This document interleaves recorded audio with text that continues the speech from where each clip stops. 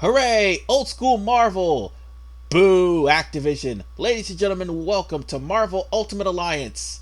When Marvel was good, and long before Mark Waid went off the goddamn deep end. Also, this is one of the best made series by Raven Software. So let me ask a question. What happened with Call of Duty Ghosts? Seriously. But on that note, ladies and gentlemen, Marvel Ultimate Alliance is pretty much like Hunter the Reckoning.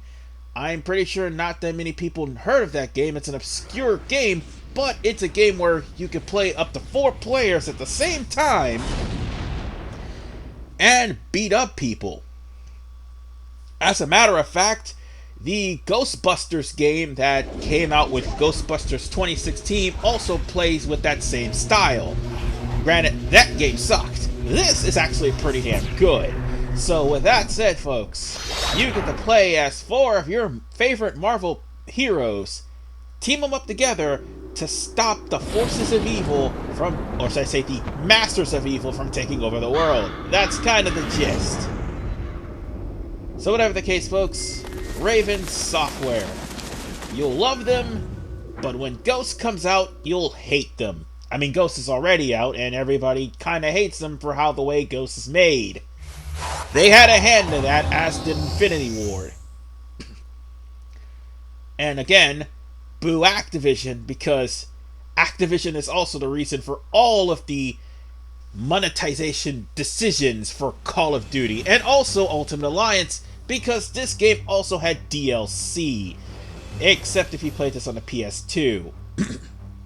But nonetheless, ladies and gentlemen, I love Marvel Ultimate Alliance. It's because of the fact that I love playing as some of my favorite heroes. I love the X-Men, and I more importantly love Spider-Man. But one of my favorite heroes of all time is Iron Man. He's in this game too. But also, I love the Fantastic Four. Sadly, this will be the last game that they'll be in, because I don't think the Fantastic Four is in 3. I know they're not in 3, but I don't think they're in 2 because of Fox. But whatever the case, folks, we're going to be doing this on normal. Unfortunately, we can't do this on hard because we have to beat the game first, and that's also how you unlock Nick Fury. Speaking of which, let's let him talk.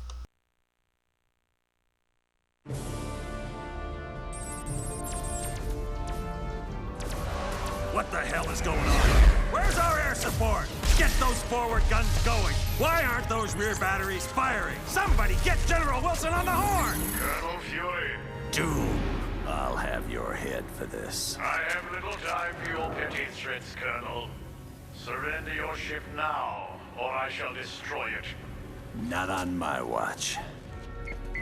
This is a priority alert to all metahumans. UNN Alpha requests immediate assistance. Thor, take care of those gunships. Spider-Man, draw them towards the stern. Sure thing. I just love being the target.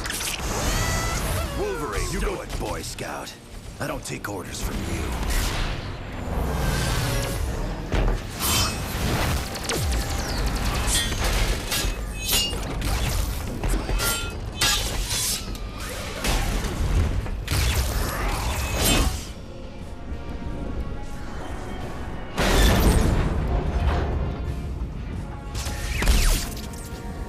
Soulless machine? How dare you strike the son of Odin? Show off. Excuse me, is this the ferry to Staten Island?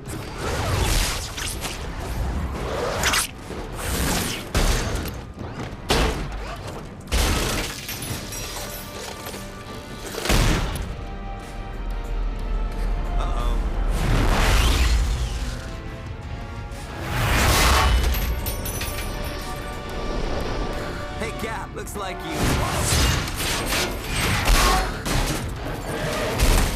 could use some help.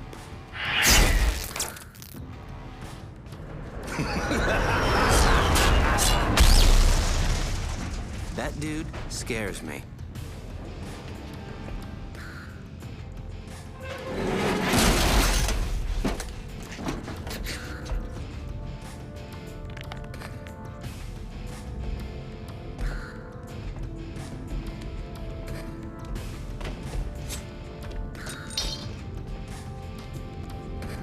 What are you girls looking at? Well, Doctor Doom's first target happens to be S.H.I.E.L.D. It's always something with Doctor Doom. If he ain't attacking Wakanda, he's trying to destroy New York. And if he ain't trying to destroy New York, he's trying to destroy the Washington, D.C. He's always doing something. Why? 'Cause he's an asshole. But whatever the case, folks, it's time for us to stop Doctor Doom. Or at least his minions, because we'll never stop Doctor Doom. He's always got a Doombot. And it's definitely true for this level. But whatever the case, folks, it's not just Doctor Doom we have to deal with, it's Ultron as well. Because he too has minions. Lots and lots of minions. So, the gist of the game is, the X button is to attack, or for light attack, the circle button is for heavy attack and also throws, and I do believe the square button is square button is to hold stuff, to pick up stuff, and to interact with things, and the triangle is to jump. If you press triangle twice, you can double jump. But certain heroes, like Spider-Man and Thor, can actually either levitate or fly. Spider-Man can use his web swinging to swing around environments, while Thor can fly. Speaking of which, Captain America! He can throw his shield, use his shield to protect himself once he gains levels, and also gain himself some attack boosts and some defense boosts. Wolverine, he either can do combos, insta-kill, well, not only an insta-kill, but a critical damage slash, and also raise his berserk, among other things. Spider-Man, he has a web shield that actually captures enemies if they step into it, well, once he gains the later levels. He also has web shooting, and I forgot what he has. Damn it, I forgot what else he had. I mean, whatever's available right now, that is. Because right now, the only thing you have to worry about is collecting coins. But as I was saying, he also has, like, buffs himself. And Thor, he either shoots lightning, slams people with a hammer that causes earthquakes, or just throws his hammer Mjolnir. Either way, this is who you start off with first. And when I went to the options to show off the abilities, they are all unlocked. However, they're also auto-locked.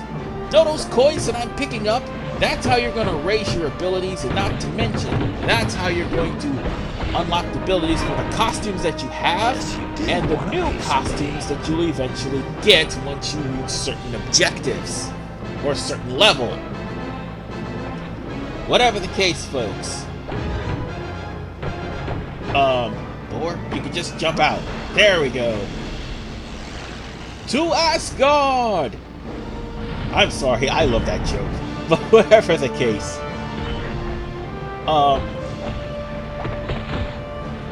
Once you actually power up your allies, they will become incredibly strong. Because trust me, when it comes down to normal, you will get more experience points than what you will on easy. But at the same time, let me turn on the music, because I think the music is drowning out the volume and the voice acting. It tends to do that a lot. But once you get your characters to be powerful, it's going to take a while for enemies to kill you, like talking about it. Yeah, they'll get stronger too. Oh, and by the way, also, certain enemies you beat, like the bosses, they'll drop equipment, and you can equip that. And the more equipment you equip onto your allies, the better they are, the better off they are, and the more they'll survive. I mean, the game's not over if you lose one of your allies. If you lose all of them, then the game is over. But if you lose one, you can just wait until you get to a save point and the cooldown happens, and you can just revive them and you can come back. That's the difference between this game and Hunter the Reckoning. Hunter the Reckoning only had 4 people, and after they die, that's it. Unless you actually go to a next level or revive that person that's dead. If anybody in Hunter the Reckoning died, you're just one man short. And in a game where there's a lot of enemies coming against you, that's a bad thing. So yeah, we're just going to be breaking stuff and beating up Ultron goons one at a time. Stay down. I mean, you can even set the formation to where they can defend themselves or defend you. And also, once you get new level ups, your abilities will automatically be powered up if you have them. Well, if you have your abilities already powered up. I mean, yeah, you're going to lose coins, but at the same time, your abilities are going to be stronger. I mean, look at Spider-Man and his web sling, sorry. Once you keep shooting webs at people with Spider-Man, I mean, sometimes you even have combinations. Oh, and by the way, here's Scorpion. Sorry if I'm talking over this, by the way, but Scorpion is going to be your first villain, the first person to face off against you, as he is one of the members of the Masters of Evil. Also, you could blame J. Jonah Jameson for Scorpion because he made Scorpion to kill Spider-Man. Unfortunately, J. Jonah Jameson didn't realize that he also made an insane maniac, who, by the way, hates J. Jonah Jameson with every fiber of his being. So yeah, what you want to do with Scorpion is corner him. Simply corner him. And that's all you really need to do. Once you beat up the Ultron goons, because they're going to try to knock you away, but be careful of Scorpion's tail. All you have to do is just simply do it. No, wait, never mind. I think Thor was the one who finished them off. So we'll be taking that, we'll be taking the prize, which is Scorpion's tail, and head on up to the deck.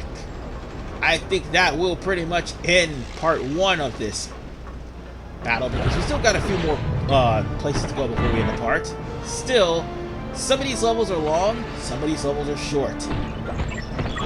But you will fight random Marvel villains as you go along, because they all are promised one thing by Dr. Doom: infinite power. Believe me, by the time we get to part 3, that'll be all but said. So, with that said, let's... Oh, wait, I forgot. Spider-Man has his own special throw. He doesn't just throw people off the cliff like everybody else. He can actually attach webs to his unfortunate victim, and that'll insta-kill him. Oh, and one other thing I forgot to mention. Those barrels that we happen to beat up, destroy, and break up, only characters with super strength can pick them up. I think there's only a few characters that can do it, and that's Deadpool and also Captain Marvel. If not Storm. Oh wait, no, Captain Marvel can pick up stuff. It's Storm that can't pick up stuff. That's heavier than she is. Thanks for responding. And the same thing could be said for the Human Torch. But apparently Mr. Fantastic can. The helicarrier's under attack by a group of supervillains called the Masters of Evil. And to make I know I'm worse, talking through the cutscenes, but these are also skippable. Unfortunately, Nick Fury has some more problems. It's not important. And it's not just the fact that his helicarrier is under attack. His helicarrier happens to be carrying nuclear weapons, which, by the way, some moron is using to launch onto the nearby city. We're gonna have to go and stop this nuclear onslaught before it happens. Just one of those missiles could level an that entire would mean city. Failure is not an option. We would have to go to the controls or at least destroy the missiles themselves. So yeah, with that said, folks, we're going to end this part by heading over to... Hold on, we gotta also check some spaces too, because there's gonna be stuff lying around. Not only collectibles, but also permanent upgrades. So make sure you explore your surroundings. But yes, folks, we're going to go to the lower deck to try to save the barracks from being destroyed. We just came out that way.